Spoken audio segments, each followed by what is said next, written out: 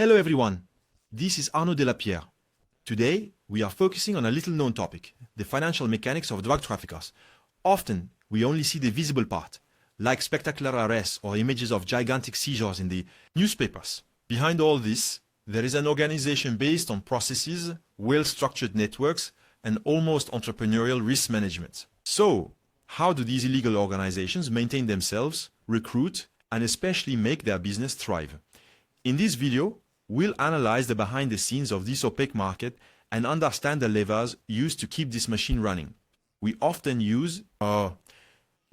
imagine that cartels only transport goods. In reality, they manage a complete cycle from the initial producer to resale. In certain regions, they maintain a near monopoly on the cultivation of illicit plants, buy or produce raw materials, transform the product, then export it to more profitable areas. Each step is carefully allocated as the slightest hitch can cost millions. The cartels must then recruit experts, imitate certain legal processes, and optimize their logistics. The smugglers, for their part, resort to the latest technologies to evade customs surveillance, adding a very sharp dimension to this trade. To understand how they operate, you also have to look at the organizational chart. Generally, a trafficking network includes a leadership at the top, responsible for its overall strategy and coordination. Just below, there are the operational managers who handle security and financial flows. At the bottom, there are the operatives, intermediaries, traffickers, and even specialists in cybercrime.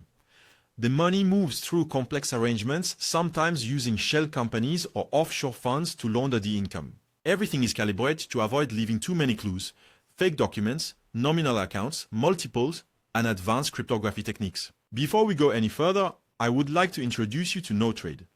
It's a free and really handy app available on iOS and Android that sends you signals for stocks and cryptos.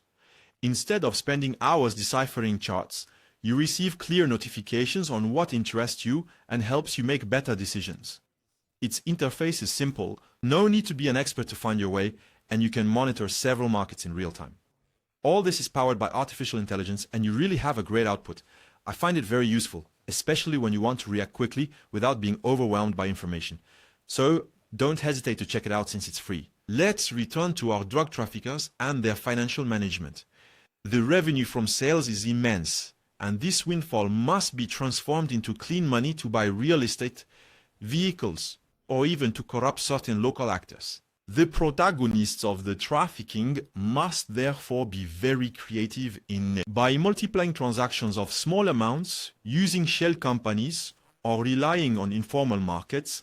They manage to disguise the illicit origin of their funds.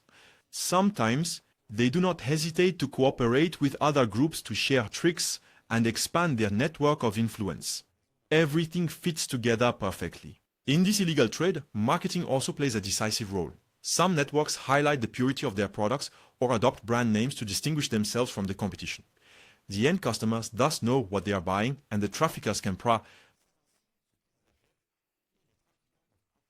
charge higher prices thanks to this reputation. At the same time, distribution often occurs in rising segments, gravitating around the luxury market while other dealers target a more modest audience. Each layer of clientele is served differently, which shows a form of market segmentation equivalent to what is seen in some legal sectors. Another fundamental aspect of this trafficking is risk management.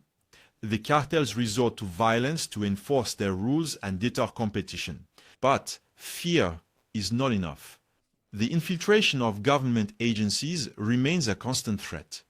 To cover costs, traffickers invest in surveillance systems, buy influence with politicians or corrupt officials, and sometimes maintain an image of a local benefactor by funding services or festivities. This dual strategy between brutality and pseudo-generosity ensures a form of territorial control, limiting rebellions and thus protecting their interests on the ground. When a route is detected by the authorities, these organizations have already planned contingencies. They redistribute the merchandise through new networks, change the mode of transport, or bribe border intermediaries, sophisticated drones, homemade submarines, or simple bypasses. Each option is considered to maintain the supply chain. Logistical managers necessarily closely follow public alerts, assess the reliability of smugglers, and adapt quickly. This adaptability is fueled by shared intelligence. Information travels quickly through different channels, allowing cartels to strengthen their activity, their responsiveness, and avoid large losses. It is this flexibility that is their strength. On the ground, these networks sometimes control the territory more effectively than official governments. In certain areas, they provide protection, employment, and a form of order, thus attracting the support or indifference of part of the local population. These progressive takeover or this gradual control allows them to improve production, secure routes, and negotiate directly with international partners. The Asian or European markets then become new opportunities where cartels test alliances with well-established mafias. All this is, of course, accompanied by investments in infrastructure, sometimes even more reliable than those set up by public institutions. This is impressive. The international dimension of money laundering plays a big role in their longevity. Some traffickers turn to cryptocurrencies to mask their financial movements, while others prefer more traditional systems like hawala or gold trafficking. The company's screens, spread across different countries, are used to transfer funds from one place to another without arousing suspicion. Dubious exchange offices and fake invoicing complete this pretty picture.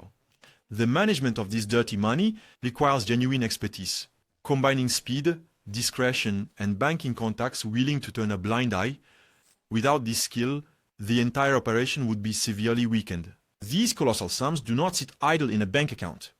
They are reinvested in apparently legitimate businesses, restaurants, nightclubs, construction companies, or even money lending activities. Everything is used to give an appearance of normalcy to illicit capital by opening or buying back businesses. Traffickers generate declared cash flow, gain public respectability, and consolidate their grip. In some cases, they rely on accomplice managers to handle daily operations while the bosses remain in the shadows. This form of investment gradually legalizes their assets and creates an additional barrier against police investigations.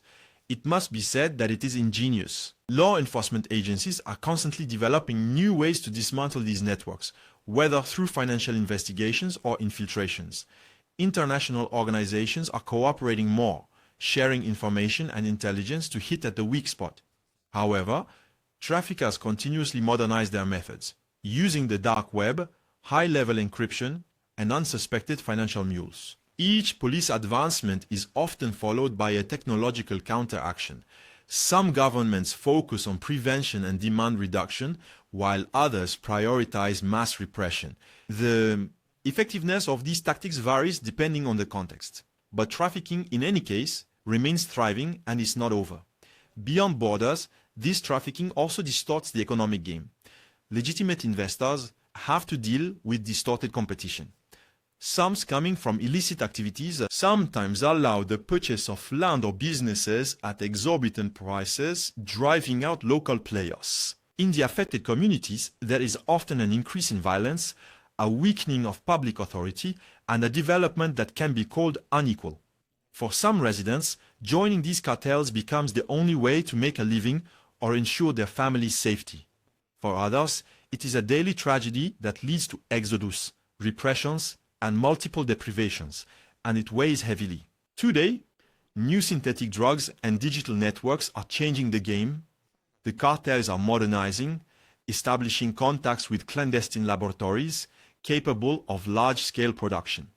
Users are becoming more demanding, seeking stronger products, or cheaper. This pushes some groups to innovate, even if it means putting even more dangerous substances on the market.